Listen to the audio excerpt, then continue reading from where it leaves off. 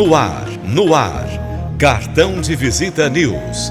O seu programa de entrevista.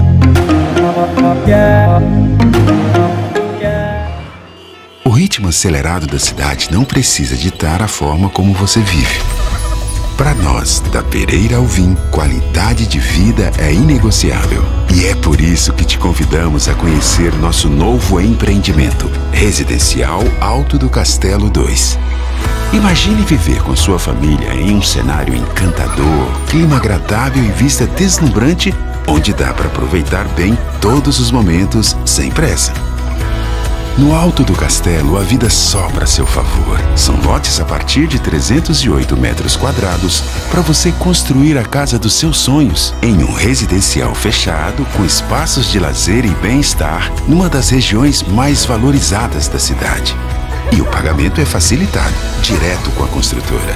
Sua nova vida te espera no Residencial Alto do Castelo 2. Pereira Alvim. Sonhamos mais, construímos mais.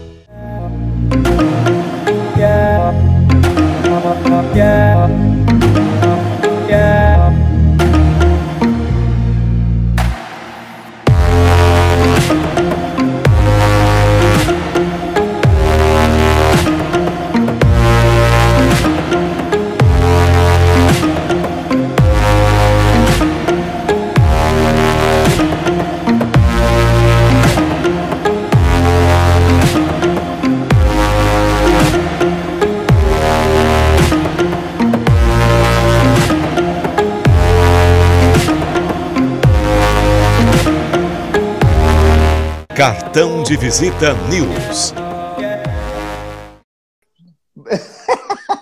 Tá no tribunal? Estou no tribunal. Veja pelo fundo aqui, ó, é a sala da corregedoria. Ótimo. Eu quero agradecer, doutor Silmar, quero agradecer o seu prestígio, viu? Muito obrigado, viu, por ter aceitado o convite e temos amigos em comum aí, até para falar da sua trajetória, porque eu acho que é importante para quem é do meio, para quem não é. E como a gente havia conversado, apesar de Vossa Excelência estar formal, vai ser um papo totalmente informal.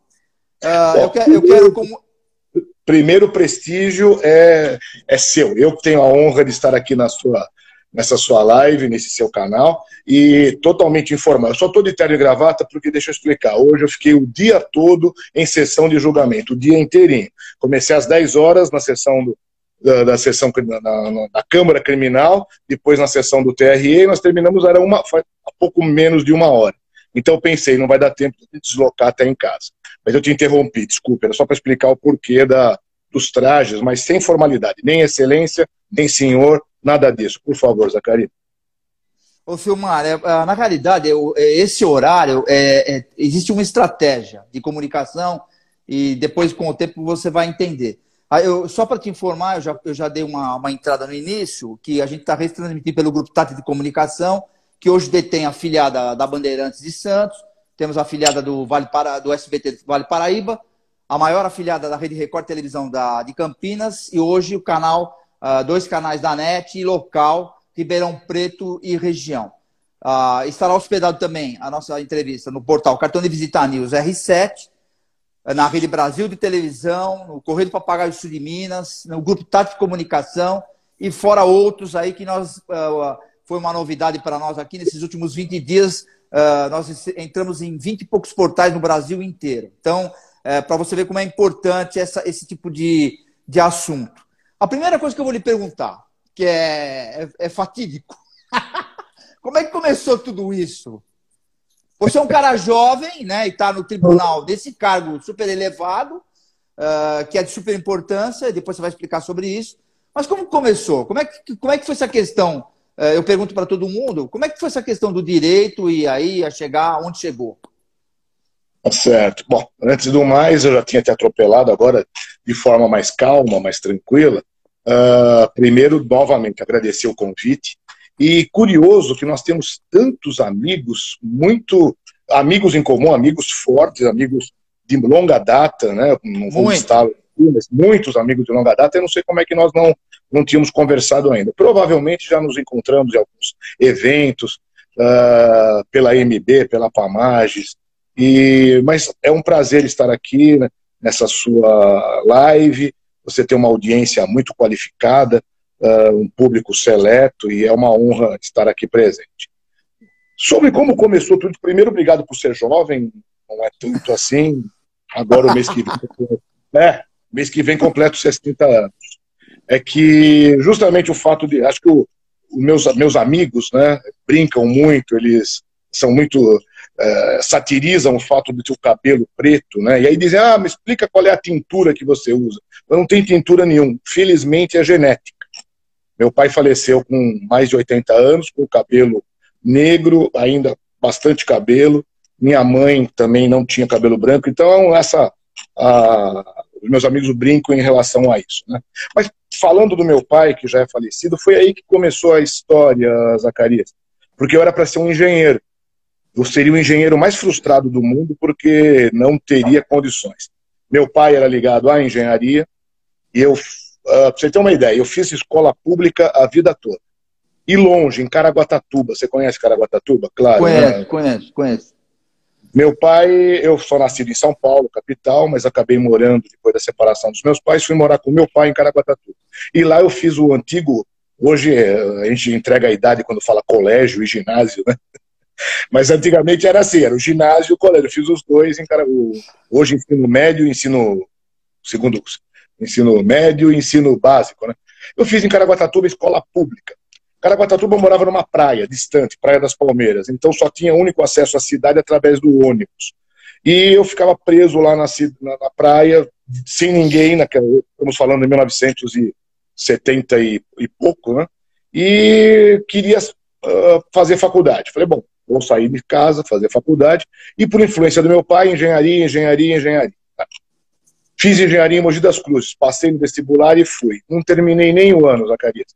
Ao longo do primeiro semestre, eu tinha aulas de cálculo diferencial integral, geometria analítica, geometria descritiva, física 1, física 2. Aquilo para mim era sânscrito, era árabe, não entendia absolutamente nada. Uma matéria era a introdução ao direito, que era uma professora que dava uma noção de direito comercial para os futuros engenheiros, para saber o que era cheque, o que era duplicata. E essa única matéria que, vou falar assim, a engenharada ia mal e eu ia bem. Aí que eu percebi que eu era um estranho no ninho. Não terminei o ano, fui para Santos, passar lá nesse meio tempo, fui morar com a minha mãe na Praia Grande e prestei o vestibular na faculdade. Naquela época só tinha uma em Santos, Faculdade Católica de Direito de Santos, era a única. Você estudou, desculpa te interromper, até que já te interrompi, eu cometi um erro aqui, eu queria deixar bem claro para quem está nos assistindo, apesar que houve uma divulgação. Eu tô com o doutor Silmar Fernandes, ele é desembargador criminal, eu diria do Tribunal de Justiça, o maior Tribunal de Justiça do mundo, e o desembargador criminal, ele é a sua cadeira, né, doutor? É sua cadeira, sim, porque é sua cadeira. E atual vice-presidente do TRE e corregedor regional eleitoral agora de São Paulo, que nós vamos falar a respeito disso também. E eu queria lhe perguntar uma coisa também. Você estudou com o Roberto Maia, não? Não cheguei a estudar. O Roberto Maia, ele foi, inclusive, eleito agora, recentemente, por integrar os quadros aqui do tribunal, que depois, eu acho que pouca gente sabe como o quadro é composto, o quadro do TRE, daqui a pouco, se você me permitir, eu vou explicar isso mais. Então vai, manda abraço, continua. Mas não cheguei a estudar com o Roberto Maia. Hoje eu tenho o prazer de dividir cátedra acadêmica, nós somos professores da mesma instituição de ensino, né? Que eu não vou divulgar o nome aqui. Tá? Mas eu só estava te explicando... Mas não tem problema não, porque isso vai estar tudo... se eu for ler aqui o que você faz, a sua parte acadêmica, a tua experiência profissional, nós vamos falar durante alguma coisa, é do tamanho de um caminhão, né? Então isso vai estar tudo hospedado nos portais de notícia, porque sempre falo isso, que vira conteúdo de pesquisa, até como documento, eu até diria até sustentação jurídica em alguma coisa, quando tem situações de relevância, né, na internet, não tem bobagem. O nosso editorial é totalmente institucional, é o que a gente gostaria que acontecesse. Mas pode continuar, doutor. Perfeito. Então, já que você me deu a abertura, eu leciono no Mackenzie, onde eu divido leciono na Faculdade de Direito do Mackenzie, onde eu leciono também em companhia de vários outros juízes, desembargadores, advogados, e também o Roberto Maia. E também na Uninove, onde eu sou coordenador de relações acadêmicas também da Uninove. Mas só para terminar isso, que é meio que uma novela, né? Porque, na verdade, e como eu sei que você tem um público jovem, tem pessoas que com certeza estão na mesma situação, e eu digo isso para os meus alunos. Vocês estão na metade do curso, eu sempre dou aula para o 6º semestre, então é metade mesmo do curso. E tem muitos alunos que chegam nessa altura do ensino, da faculdade, e não sabem o que vão fazer da vida. Eu falo, não se desesperem. O meu exemplo é clássico. Eu não sabia nem que eu ia me formar em Direito. Eu comecei com Engenharia, mudei, entrei em Direito, me achei. Durante os 5 anos que eu fiz a faculdade, eu trabalhei em escritório de advocacia. No primeiro, segundo e terceiro ano eu só olhava processo. No quarto e quinto eu praticamente advogava. Porque eu trabalhava com 2 advogadas, uma ficou doente, a outra quase não aparecia no escritório. Eu realmente advogava, eu fazia todas as peças, né? E contestava, recorria, tudo. Então eu já estava talhado para ser advogado. Tinha essa ideia, eu vou advogar. Engraçado, né? Quando eu era estudante, eu estava apaixonado pela advocacia. Depois, na profissão, eu me senti meio desiludido com a profissão. E aí eu vim para São Paulo para trabalhar, e eu fui trabalhar no jurídico do extinto Banco Noroeste, da família Simonsen. Não sei se você se lembra disso, Zacarias. Lembro. Fui trabalhar no Banco Noroeste, e de lá eu comecei na área trabalhista, não era bem o que eu queria, percebi que a advocacia não era a minha vocação. Aí eu resolvi prestar concurso. Prestei concurso, primeiro, não deu certo, fazendo cursinho, paralelo, curso preparatório, até que um dia eu passei na primeira fase. Eu sempre falo para os alunos que a primeira fase de um concurso é a mais difícil, que é a fase preambular. Passei na primeira fase, fui para a fase escrita, passei na fase escrita e ia para o oral. Naquela época só tinham 3 fases, o concurso de acesso para a carreira na magistratura. Quando eu fui para a terceira fase, que era a fase oral, a ouvida era por ordem alfabética. Por sorte, meu nome Silmar, eu seria um dos últimos. Cheguei para o diretor jurídico do Banco do Noroeste e falei, olha, eu preciso de 1 mês de férias, porque nós estamos em dezembro, eu vou ser ouvido no começo de fevereiro, preciso desse mês de férias. Não, você não tem férias, você acabou de chegar, não tem como e tal. Eu falei, bom, então eu me demito. Me demiti e arrisquei.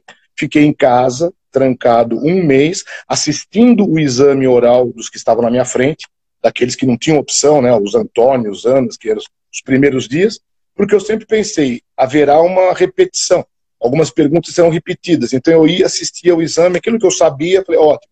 O que eu não sabia, manhã, tarde, noite, estudando, fim de semana, sem sair de casa, me preparando.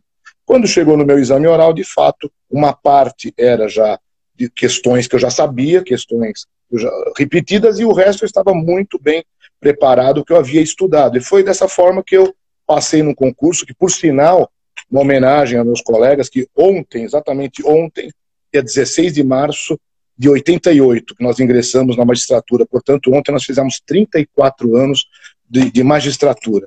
Num concurso que começou com 5.000 candidatos, foram aprovados pouco mais de 40, foram 45 ou 46. E eu posso dizer aqui com orgulho que eu fui o 5º colocado desse meu concurso, graças a esse preparo. Então eu digo isso para os alunos, para essa audiência que nós temos, que não é difícil ingressar, é foco, é se dedicar, estudar, ter uma vocação.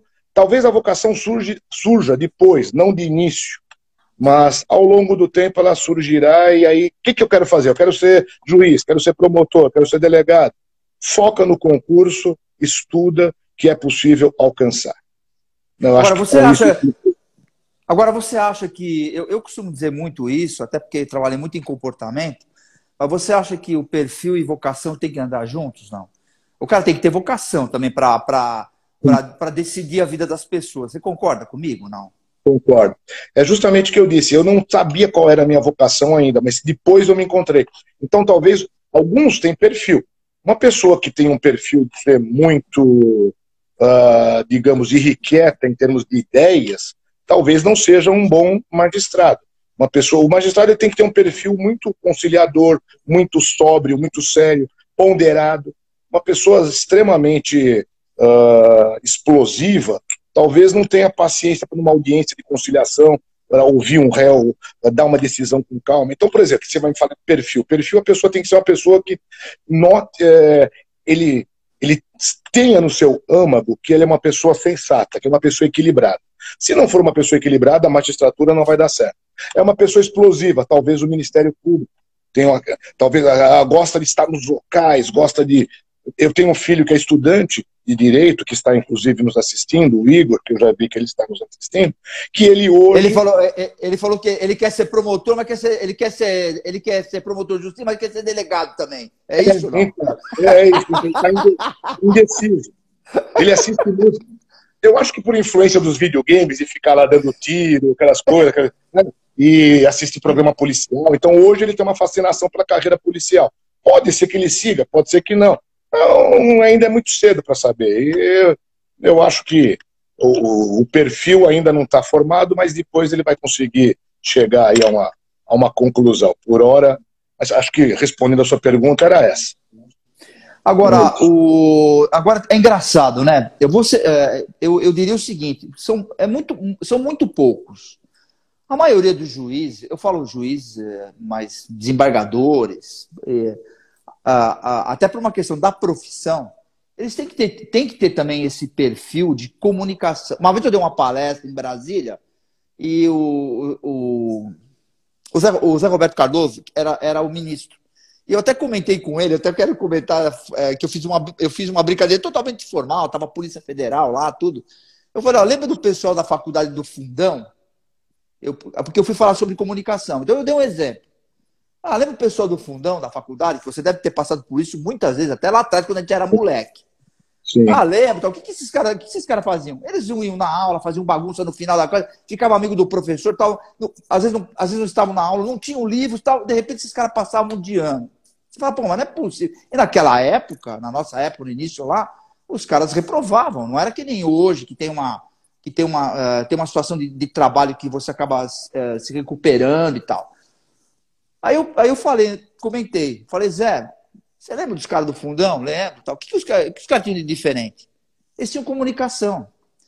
Então eles conversavam com todo mundo, quando era época de prova, e acabava dando certo a matéria. Então o que eu quis dizer? A maioria dos juízes, desembargadores, todos, essa questão de você fazer a defesa oral,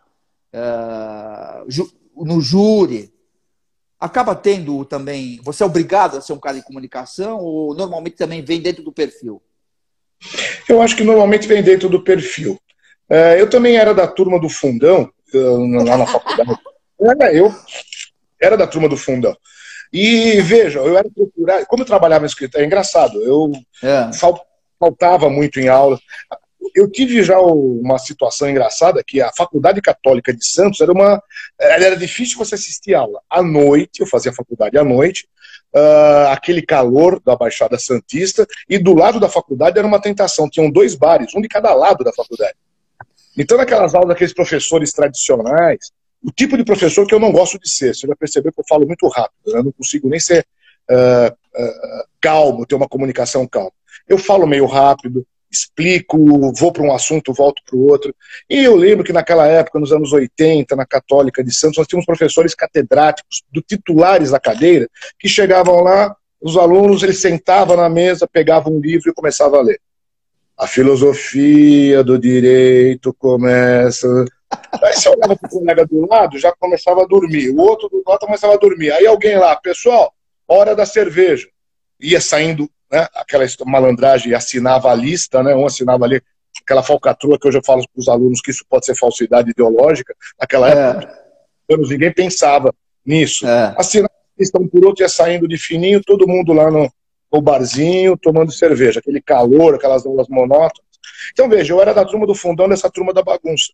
Quando chegava na época das provas, muitos ficavam ao meu lado para tentar pegar a cola. Por quê? Porque eu, embora eu não tivesse tanta assiduidade ao assistir às aulas, mas eu trabalhava em escritório de advocacia e tinha essa experiência na prática. É o que eu digo sempre para os alunos, é muito importante ter essa prática. E processo civil, por exemplo, chegava na prova, todo mundo sentava lá do meu lado.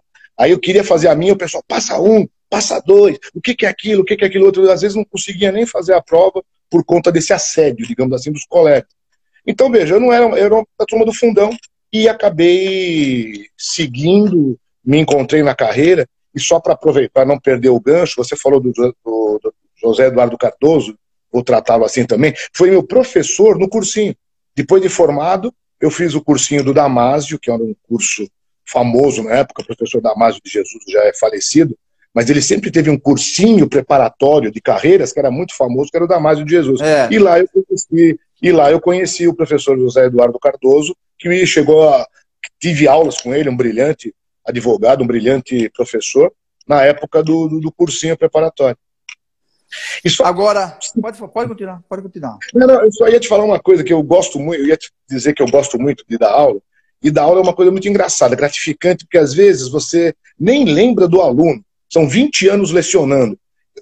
Não sei por que me passou agora uma lembrança de um dia que eu estava na praia, eu tenho um apartamento aí no litoral sul, um apartamentinho, e vou muito para lá, entre Mongaguá e Peruíbe. Aí um dia eu estou correndo na praia, saí de manhã, estou correndo na praia, vejo um rapaz que vem correndo em sentido contrário. Aí passou por mim, olhou, oi. Continuei dando mais alguns passos, quando eu olho, está aqui do meu lado. Oi, pro, tudo bem? Posso correr junto consigo 2 minutinhos, que eu estou indo para lá, mas claro, professor, sua aula era assim, assim, assado, eu gostava disso, gostava daquilo, não gostava daquilo outro e tal, não sei o quê. Tá, e você está fazendo o quê? Eu estou advogando, tá indo bem? Estou indo bem, graças a Deus e tal. Ô, pro, foi bom te ver, viu? Vou voltar lá para o meu caminho, tá? Virou as costas e foi embora. Não faço a mínima ideia de quem seja até hoje. Porque é engraçado isso. Eu gosto de ter esse contato com os jovens, que a gente acaba ficando mais jovem de ter contato com eles. Mas essa foi uma passagem engraçada, porque é fácil, assim como eu lembrei do José Eduardo Cardoso, provavelmente ele não vai se lembrar de mim daquela época do cursinho. Mas os alunos lembram da gente e cruzam. A gente vai num restaurante, alguém chega, oi, pro, essa de eu estar correndo, eu não faço a mínima ideia de quem é o rapaz, eu não me lembrava dele. Vai ver que é daquela turma do fundão que a gente nunca repara, e eu estava lá, correndo, advogando, brilhante, era só isso que eu ia te comentar, que eu lembrei disso agora, foi uma passagem curiosa. Mas eu vou te confessar que eu também, eu acho que era uma prática na época, né? Hoje eu não vejo isso. Hoje eu não vejo isso nas crianças, não vejo isso. Talvez até porque a gente evoluiu demais e as crianças estão se dedicando mais. Mas quando eu colava na escola, pô, eu gravava aquilo, não esquecia nunca mais. Escrevia no joelho, nunca mais escrevi. Aquela pergunta você nunca mais me pergunta, porque eu decorava. Você acabava naquela decorada. Era uma questão de associação, né? Então, assim, por isso que eu falo muito em toda a profissão, principalmente no direito, magistrado, a questão da comunicação, que eu acho que é super importante. Deixa eu te perguntar, você é um cara vaidoso ou não? Cabelo pretinho? O cabelo pretinho é justamente pela genética. Não. Eu sei.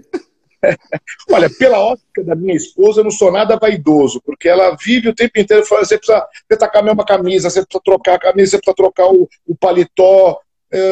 Minha mulher pega muito no meu pé e eu sou uma pessoa bem despojada. Se eu pudesse ficar de chinelo e sandálias havaianas e bermuda o dia todo, eu ficaria.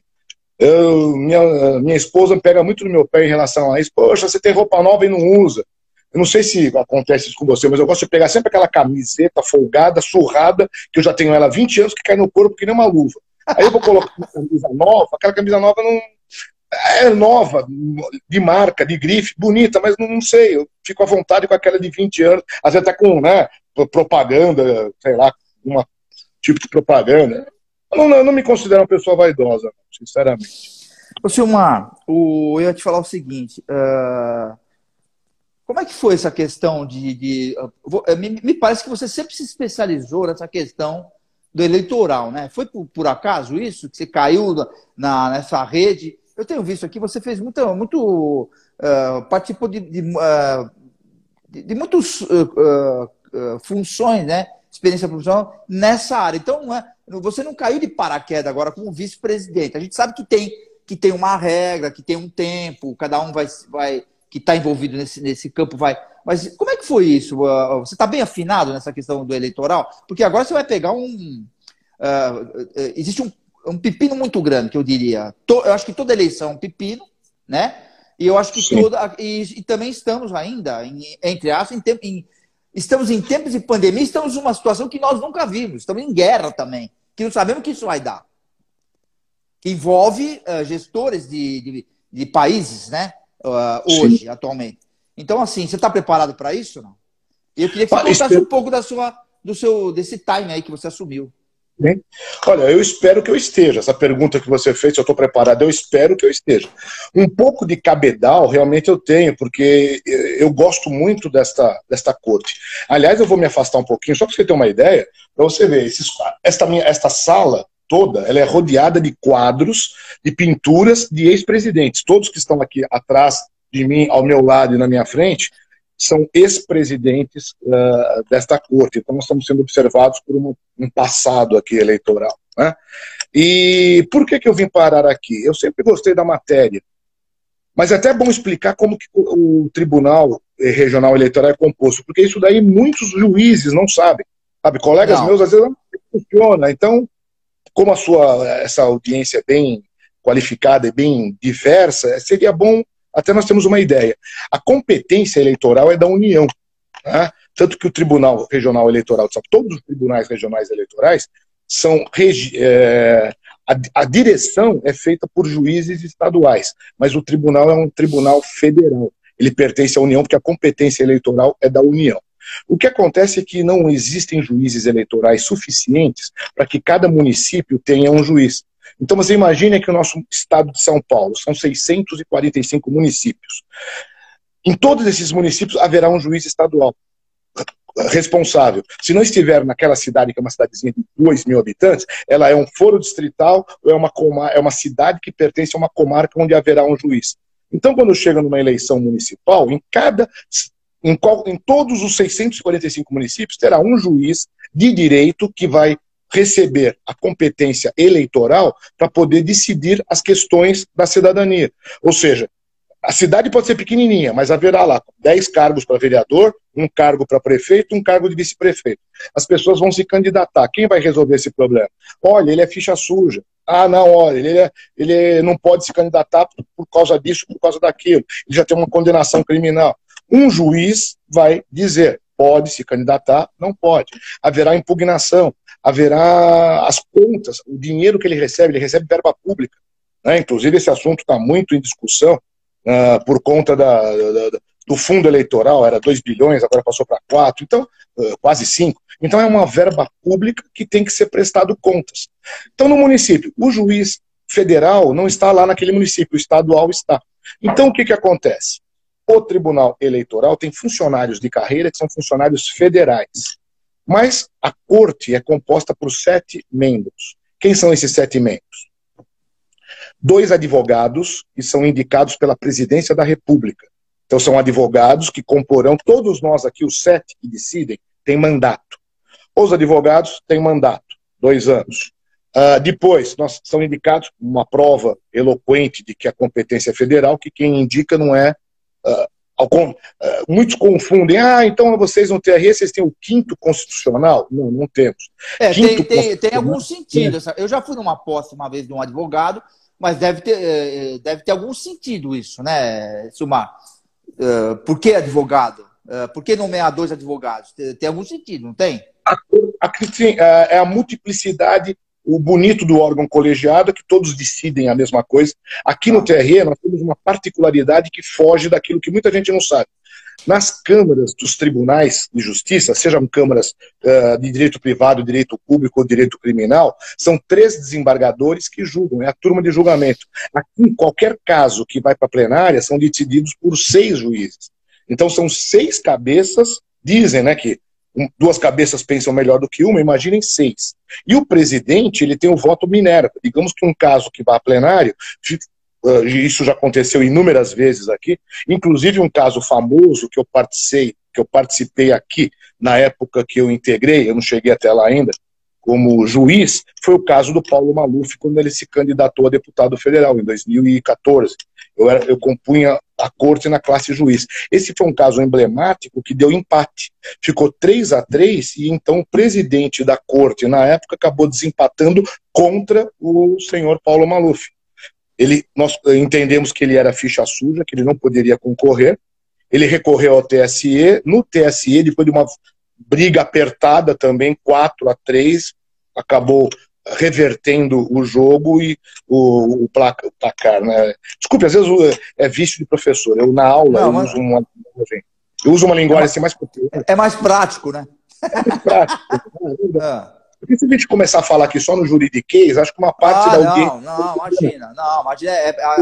Eu acho que a finalidade é essa mesmo, a informalidade. Vamos lá. Sim. Então, aí ele conseguiu reverter o julgado e acabou sendo... foi candidato e acabou sendo eleito em 2014 como deputado federal. Mas então, por que essa diversidade? Os dois advogados, é isso que eu estava te explicando. No Tribunal de Justiça, a Constituição diz que 1/5, por isso que a gente fala quinto constitucional, 1/5 das cadeiras devem ser compostas por membros do Ministério Público e membros da advocacia. Qual é a ideia do Constituinte? Olha, vamos arejar. Fica aquele monte de juiz de carreira, tudo bitolado, já 40 anos de concurso. Vamos trazer gente da advocacia, oxigena. Vamos trazer pessoas do Ministério Público, quer dizer, uma outra visão. Então vamos juntar aqueles juízes de carreira, membros da advocacia, membros do Ministério Público, para dar uma arejada. A diferença é que no tribunal o cidadão entra e é ad eternum, né? É um cargo vitalício. Claro. No tribunal, não, é mandato. Todos nós, ninguém aqui é vitalício, todos nós exercemos um mandato. E era isso que eu estava te dizendo. Então são 2 advogados, 2 juízes de primeiro grau, que são indicados pelo Tribunal de Justiça, um desembargador federal, também indicado pelo Tribunal Federal da região, que aqui no caso é o TFR3, e 2 desembargadores eleitos pelo Pleno. Então o que aconteceu? Como eu te disse, eu em 2013, na verdade, foi quando abri uma vaga para juiz na corte e eu resolvi concorrer a essa vaga. Ganhei essa eleição e fiquei 3 anos aqui. Em 2016, eu me promovi a desembargador. Então eu acabei renunciando, eu tinha 4 anos de mandato, renunciei a 1 ano para poder me candidatar, para poder assumir o cargo, a cadeira de desembargador. Bom, e aí o que aconteceu? Esperei vagar um cargo de desembargador. Quando vagou, eu me candidatei. A diferença é que, quando juiz é eleito pelo órgão especial, são 25 desembargadores. Para quem não sabe o que é o órgão especial, nos tribunais grandes, e você disse na abertura, que o nosso é mesmo o maior do mundo. Maior do mundo. Maior do mundo, com certeza. Nós temos 360 desembargadores e mais 80 substitutos em segundo grau. Eu nunca ouvi falar de um tribunal em lugar nenhum do mundo que em segundo grau tem essa quantidade de 440 juízes só para julgar em segundo grau. Então, veja, todos os 360 são candidatos, são concorrentes. Então, o órgão especial são 25 que decidem as questões administrativas, tem uma competência. Inclusive, você já entrevistou vários que pertencem ao órgão especial. Você entrevistou o Álvaro Passos, que foi do órgão especial. Você tem amizade com o Jacó Valente, que é meu vizinho de prédio, inclusive, que é do órgão especial. Ele é ótimo. Viu? É tudo bom. Viu? Por incrível que pareça, acho que você também é. É todo mundo motociclista. Eu fiz a Rota 66 com o Jacó em 2012, imagina. Um dia espero que vocês me convidem, aí eu vou junto, tá? Eles parecem que vão fazer novamente, aí eu tô louco para fazer de novo com eles. Não, o Jacó sempre faz, já me convidou, não foi por falta de convite, foi por falta de oportunidade. É que eu não tenho Harley, né? Minha moto é Speed, eu gosto de uma coisa mais... Eu também andei muito de Speed. Você sabe que eu fui andar de Harley Davidson quando eu fiz a Rota 66. É que agora, é que também é aquela coisa, a gente tem que ter Silmar, a gente tem que ter uma certa maturidade. Chega um momento que não que você vai, ter um... mas quando a gente é jovem, toma um tombo, beleza, mas agora toma um tombo, já complica um pouco mais, né, as nossas responsabilidades. Então, agora, a Harley não, uma moto tranquila de andar e tal. Agora, não, e lá principalmente, uma baita experiência. Espero que um dia a gente faça isso junto. Vamos sim, se Deus quiser. Deus há de querer, nós vamos fazer essa viagem juntos. Aí só para terminar, então, para não ficar maçante também. Então, os juízes são indicados pelo órgão especial, pelos 25. Então, eu acabei ganhando por um voto de diferença e vim para o tribunal. Ganhei essa expertise eleitoral, me apaixonei pela corte. Os funcionários aqui são excelentes, com alta capacidade, a matéria é envolvente, eu gosto dessa matéria. E aí eu fiquei esperando. Como você disse ao início, a minha atividade principal é na 9ª Câmara Criminal. Eu julgo cotidianamente casos criminais.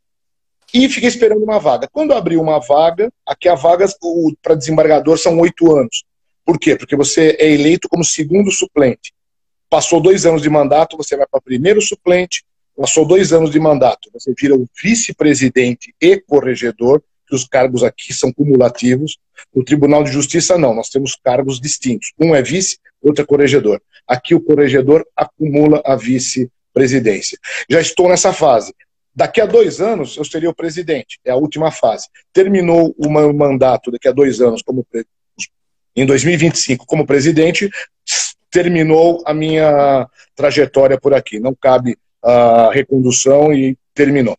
Então, só para te explicar como que eu cheguei agora rapidamente nessa condição. Fique aguardando a oportunidade. Abriu a vaga, me inscrevi e fiquei aguardando.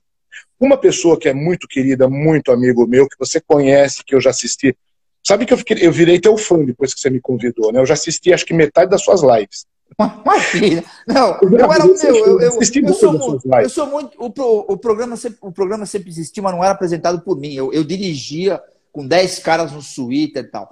O que deu facilidade para vocês no tribunal, para o judiciário em si e outras empresas que a gente ouve agora, e para mim mesmo, até fiz um comentário outro dia com um presidente de uma emissora de televisão, a gente conversou por telefone, eu falei, olha, por incrível que pareça, eu estou muito mais bem relacionado hoje com o Brasil, com os magistrados, e quando eu servia a televisão, literalmente, que eu tinha que estar lá, fisicamente, ter que levar o cara no estúdio, o cara tem que ter agenda, sabe aquela coisa? Na internet, com todos esses canais de informação, e outra, queira ou não queira, estamos no canal aberto também. Então, a gente melhorou muito. Eu entrevistei juiz de Bonfim, na divisa da Venezuela, brasileiro, doutor Esdras, Zacarias, eu tô sozinho aqui, cheio de segurança aqui, porque eu tô na... Você sabe que esses caras sofrem no início, né? Primeira instância, nesses lugares de outros estados, sofrem muito. Tem juiz... Muita pressão. Eu queria até te perguntar uma coisa. Você é desembargador criminal. Você veio do juiz você veio da primeira instância criminal também? Vim. É porque eu trabalhei muito tempo aqui no Fórum Maria Paula, depois de Santo André eu fui juiz criminal. E você, eu sei que você tem bom senso, como todos. Eu estou mais ou menos há uns 20 anos julgando. Eu estou com 34 anos de carreira, mas eu julgo na área criminal há mais ou menos uns 20 anos. Ou mais. Antes que a gente retome o TR, que hoje é tua preitada aí, eu ia perguntar para você o seguinte: além do seu bom senso, de estar convicto nas tuas decisões, a caneta pesa, não? Quando o crime é uma coisa... Quando a coisa é pesada, a caneta com você pesa, não? Pesa. Eu tenho a fama de ser a caneta pesada, inclusive. Na verdade, eu vou falar uma coisa para você que eu não conto nos livros.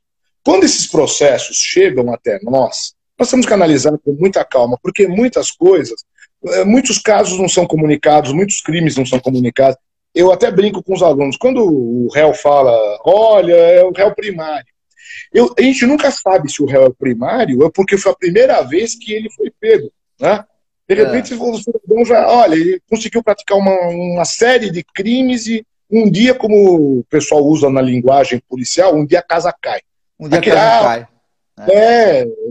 E eu costumo ser um pouco mais severo, assim, claro, sempre respeitado o direito, né? Todos os trâmites, o devido processo legal, a ampla defesa. É que como você transita muito bem nessa nossa área jurídica, você sabe que tem algumas câmaras que são consideradas câmaras severas. E o pessoal até brinca, chamada câmara de gás. E tem algumas outras câmaras que são mais light. É a visão, na verdade o direito é o mesmo. Tá. Eu posso dizer para você que isso aqui é azul, a tampa dessa caneta é azul. Só que se eu variar um pouquinho para cá e falar que é um cinzazinho, tá razoável. O outro vai virar para cá e falar, olha, é um roxo. Então são matizes da mesma cor. O que não tem sentido é eu insistir com você que isso daqui é vermelho. Vai falar, não, Silmar, isso aqui é azul. E eu vou falar, não, é vermelho. Opa, alguém tá fora da casinha, né? Então são interpretações. Você dá um matiz, uma cor, um pouco mais para cá, um pouco mais para lá. Mas como eu julgo nessa área, na área criminal, eu faço uma interpretação sempre um pouco mais severa, assim, a minha caneta é mais pesada, se era isso que você queria saber. Não, na realidade eu pergunto isso, quando caneta pesada, óbvio, A caneta pesada é porque, meu, o que está acontecendo hoje em dia, meu, se não forem vocês a tomar uma decisão e podendo tomar realmente, que é o que todo mundo quer, não fazer justiça com as próprias mãos, meu, nós estamos fritos, né? Porque eu acho que precisa... Estamos cansados. Eu, na semana passada, você deve ter visto, entrevistei um colega seu, o Irineu Fava, que tem uma oratória perfeita, até brinquei com ele no final, ele deu risada, porque como eu te perguntei se era vaidoso, eu falei, Irineu, você gosta de comer? Ele falou, o que você acha? Aquele peso, né? Então, ele assim, é uma figura maravilhosa. Não, maravilhoso. Eu fui juiz na cidade dele, em Cafelândia. É mesmo? Ele é de lá, né? Eu fui juiz lá. Foi uma passagem maravilhosa. Uma cidadezinha pequenininha. Ele é sensacional, o Jacó é sensacional, Geniciano, sensacional. Vocês têm um time aí que tá louco, são sensacionais, são elegantes, atende a gente, atende a parte, tem que ouvir os caras, porque às vezes a convicção... Às vezes, eu comentei com o Irineu, inclusive, a semana passada, eu falei, você tá com os altos, você tá com os altos, se você não ouve a parte, como é que você junta a sua convicção do que você tá lendo? É difícil, tem que ouvir a parte também para dar uma apurada nas suas decisões, né, do direito. Então foi isso. Mas eu queria te perguntar uma coisa sobre o TRE. Qual que vai ser, ou como é, né? Porque você já deve entender bem essa parte. Como vai ser esse canal com o eleitor que vocês vão trabalhar agora daqui para frente? Sim, em razão da pandemia, nós estávamos em trabalho apenas remoto, atendendo apenas digitalmente. Continuamos atendendo. A partir de essa semana, dia 14, nós começamos os cartórios, os cartórios eleitorais voltaram a ser reabertos. E nós temos aí o atendimento presencial mediante agendamento. A partir de 9 de abril, nós voltamos já a tempo, os cartórios estarão abertos com atendimento presencial a 100%. Mas hoje, então, o eleitor ele pode escolher tudo que ele precisa fazer na seara eleitoral, ele pode fazer pela intranet, pela internet. Nós temos vários caminhos. Nós temos para eleitor, tem um formulário, chama-se Título Net. Eu vou até dizer para você aqui, entra no www.tre-sp.jus.br e lá você consegue fazer tudo. Até o dia 4 de maio. Foi muito oportuna essa sua pergunta, porque se muitos quiser pedir para a tua assessoria me mandar um releasezinho sobre isso, eu consigo anexar na nossa entrevista e nos portais, entendeu? Ótimo. Isso está sendo bem divulgado. Aliás, você deve ter percebido que o TSE tem divulgado isso com frequência. Principalmente por causa desse ataque às urnas eletrônicas. O TSE tem... a semana passada até me chamou a atenção uma propaganda em que diz, olha, hoje é tudo digital. Você deve ter visto essa propaganda. Hoje é tudo digital. Por que nós vamos retroagir, né? Você faz tudo hoje digitalmente. A nossa urna também é digital, ela é eletrônica, ela funciona. Sempre esteve... Desculpe, eu dei um dado errado aqui. Nós voltaremos presencial dia 18 de abril, e não 9 de abril. Estou só corrigindo um dado. Não tem problema. Agora nós estamos, né? Mas o eleitor, até 4 de maio, ele precisa se cadastrar. Se candidatar como eleitor, né, se inscrever. Ele pode, tanto pelo meio digital como pelo meio presencial no próprio cartório.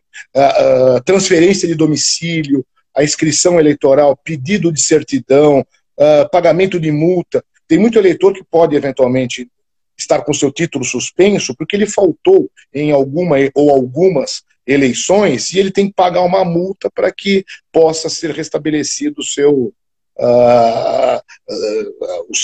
seu direito de votar e ser votado, restabelecer o seu título. Então, os cartórios eleitorais... eu queria te fazer uma outra pergunta antes disso. Tem tanta coisa para te perguntar, não sei nem se nós vamos ter tempo hábil para isso. Você faz papel de vice-presidente, talvez seja o papel institucional também, além da área técnica que você tem que entender. O presidente é o institucional, mas você que faz as representações e tal. Você pretende viajar nos estados de São Paulo para visitar os juízes que são eleitorais nas comarcas, não? Sim, pretendo. Essa é uma ideia. Justamente, o vice-presidente ele tem uma função mesmo, como você disse, institucional, que o vice-presidente ele atuará na ausência do presidente. Por isso que é o vice. Se o presidente precisar se ausentar por alguma razão, e aí, se houver uma decisão que tenha que ser tomada com urgência, o vice pode assumir. Agora, o corregedor, sim, tem essa função. O corregedor ele tem que analisar, apurar, verificar como estão os cartórios. Nosso tribunal, aqui em São Paulo, ele já está exportando know-how em relação a uma coisa. A pandemia nos obrigou a fazer correições virtuais. Então é uma coisa que muitos TREs, muitos colegas ligam e olha como funciona isso, queremos fazer um estudo a respeito. Tanto que, você me perguntou de viajar primeiro dos estados. Eu sou corregedor de São Paulo. Não, os estados eu vou acabar viajando por conta de uma outra... Não, quando eu falo São Paulo, você é São Paulo capital ou também... Não, no estado todo. No estado todo, é isso que eu perguntei. Você vai em algumas cidades do interior, inclusive aqui em Ribeirão Preto você deve aparecer também. Sim, com certeza. Então, veja, como eu dizia, nós adquirimos esse know-how de fazer a visita nos cartórios de forma virtual. O que quer dizer? Temos uma equipe muito bem treinada, é uma inspeção, na verdade, os nossos funcionários, através, como nós estamos conversando aqui, os funcionários da corregedoria, que são muito bem treinados, eles conversam com os funcionários dos cartórios eleitorais, das zonas eleitorais, e veem o que está acontecendo. Olha, por que o processo está atrasado? Olha, qual é a deficiência aí física do seu cartório? Está faltando o quê? O que está acontecendo? E, em alguns casos, o corregedor, no caso, pode ir até o local para fazer uma inspeção, em alguns casos que eventualmente sejam mais... que tem alguma reclamação específica, ou algum caso mais problemático, o corregedor poderá ir até o local com a sua equipe. Nós temos até uma equipe, eu tenho uma juíza assessora também, que dá respaldo a todo esse staff. Nós podemos ir até o local para fazer essa inspeção, e eu pretendo fazer, sim, inclusive em Ribeirão Preto, eu pretendo comparecer, e aí você vai me convidar para a gente ir no Pinguim tomar um show. Tá vendo? Tá o compromisso. Meu, Vossa Excelência é um ser humano, você tá louco? Eu ia te perguntar um outro negócio agora. Posso terminar do TRE? Claro. Eu parei porque eu lembrei que você é muito amigo, eu também sou muito amigo, uma pessoa muito querida, que era o ex-presidente do tribunal, o Paulo Dimas, Vélez Mascaretti. Imagina, convivi muito com ele. Uma pessoa muito querida, amicíssimo meu. Justamente por isso que eu gosto de trazer a baila, porque foi uma coisa assim que eu nunca imaginei. Quando ele era presidente, em 2017, em 2018, abriu essa vaga para o TRE na classe desembargador.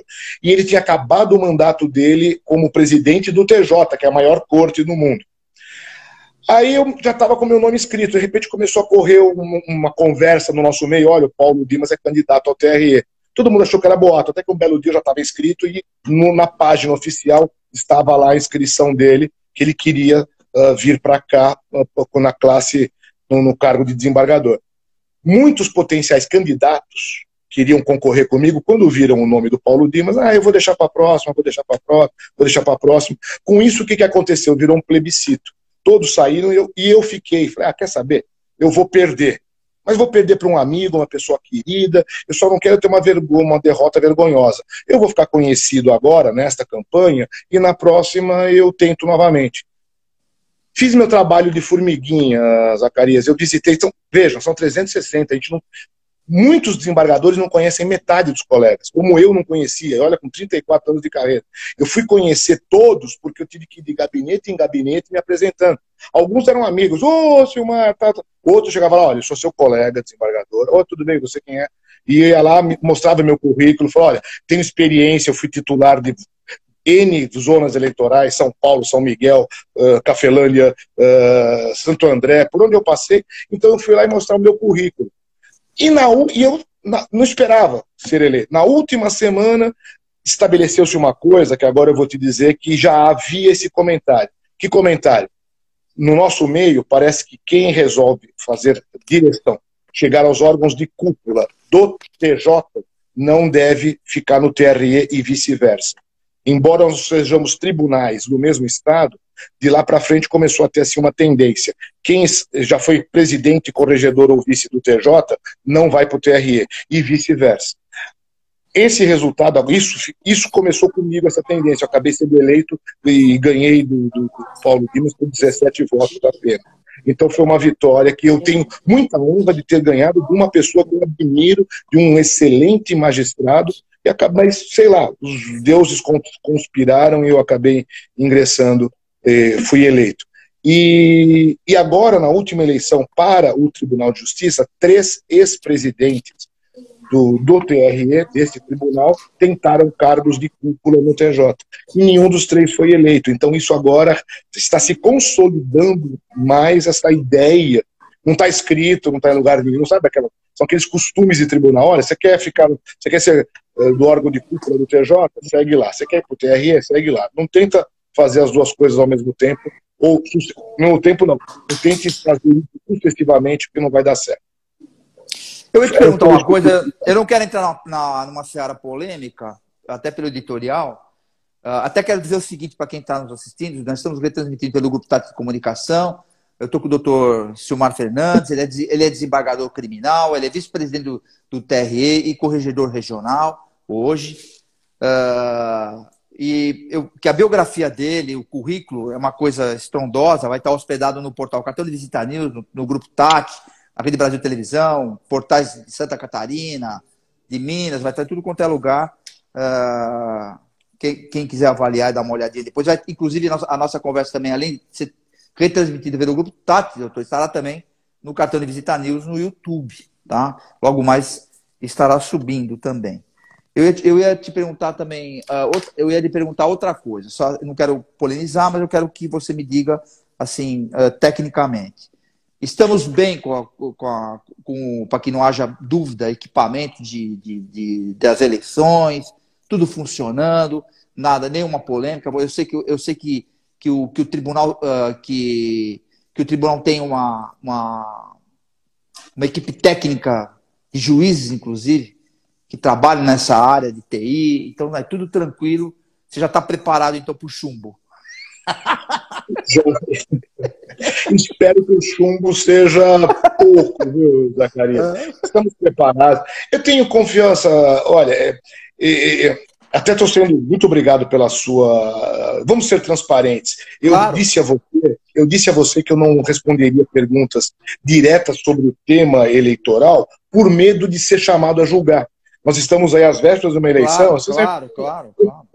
Por exemplo, urna eletrônica é uma coisa que você foi elegante e não perguntou diretamente, mas eu vou dizer para você, a urna é absolutamente confiável. Eu acredito nela, sei que existe alguma divergência, mas nós estamos preparados. As urnas novas que vêm aqui, nós temos o modelo de urna 2020, São Paulo vai receber, se não me engano, acho que 44 mil urnas novas. Então, na próxima eleição, além dos modelos mais antigos, as urnas novas, modelo 2020, elas têm uma série de acessibilidades para deficiente visual, deficiente auditivo, haverá até a modulação, haverá a transmissão por áudio do nome do candidato, ela não terá problema de sofrer recarga, quando já vem com bateria de lítio, é uma bateria que dura ad eternum, não haverá necessidade de substituição. Enfim, a urna eletrônica não tem contato com a internet, não há possibilidade de fraude. Nós teremos, assim, uma disputa? Teremos. Já é de conhecimento. Eu acho que a divergência da urna que você está falando, que é muito polêmico isso hoje, acho que a diferença da urna hoje, na minha concepção, conhecendo, o pouco que a gente conhece, a operação que o TRE sempre fez, aliás, no Brasil inteiro, você acabou de vir de uma posse agora em Santa Catarina, de um colega seu lá, e assim, eu acho que a divergência ela é política, é mais ou menos assim. Sim. Tudo que você coloca na política, existe uma divergência, você quer ver o seu lado, então assim, o que importa é o que vocês estão fazendo, que todos estamos passando a informação correta e fazendo o melhor possível, é mais ou menos assim. Sim, exatamente. Silmar, eu queria, se você tiver que completar, pode completar. Vou te fazer a última pergunta. Pode falar, pode falar.